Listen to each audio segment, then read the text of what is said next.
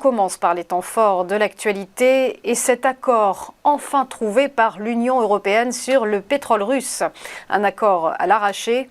Peu avant minuit, les 27 ont convenu d'un embargo sur les 2/3 de ces importations. Sont concernés les hydrocarbures russes transportés par voie maritime. Quant à l'or noir transporté par oléoduc, l'embargo sera progressivement mis en place d'ici la fin de l'année. Tel était le compromis recherché par la Hongrie, dépendante à 65% du pétrole russe. Conséquence de l'annonce, le baril de Brent progresse ce matin de 1,44%, dépassant les 123 $. On poursuit avec ce chiffre record, celui de l'inflation en Allemagne. Plus 7,9% en mai et en rythme annuel, c'est tout simplement du jamais vu depuis la réunification du pays en 1990. Il faut même remonter à 1952 et l'époque de l'Allemagne de l'Ouest pour retrouver une telle poussée inflationniste. Une hausse des prix à la consommation pour laquelle l'Allemagne n'est évidemment pas isolée en Europe.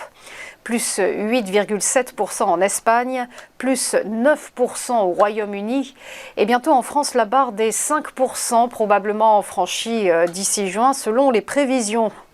Guerre en Ukraine, tensions sur les chaînes d'approvisionnement après la pandémie, autant de facteurs qui ont fait exploser les prix en Europe depuis un an. Une accélération qui plaide évidemment en faveur d'une remontée des taux d'intérêt de la BCE dès juillet. 25 points de base ou 50 points de base, l'ampleur de la hausse n'est toujours pas tranchée. Autre record, celui du contrat décroché par Siemens en Égypte. 8,1 milliards d'euros, c'est une commande historique pour le groupe. L'État égyptien a chargé Siemens de lui construire un tout nouveau réseau ferroviaire.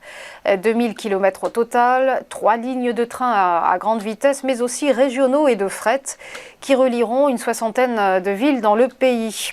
L'ensemble des principaux foyers économiques et touristiques égyptiens seront ainsi desservis.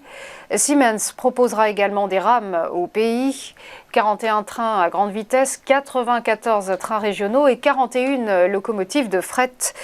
40 000 emplois locaux devraient ainsi être créés. Enfin, terminons ce flash par un visage, celui de Frédéric Leclerc Imhoff. Il avait 32 ans et il est mort dans l'exercice de ses fonctions.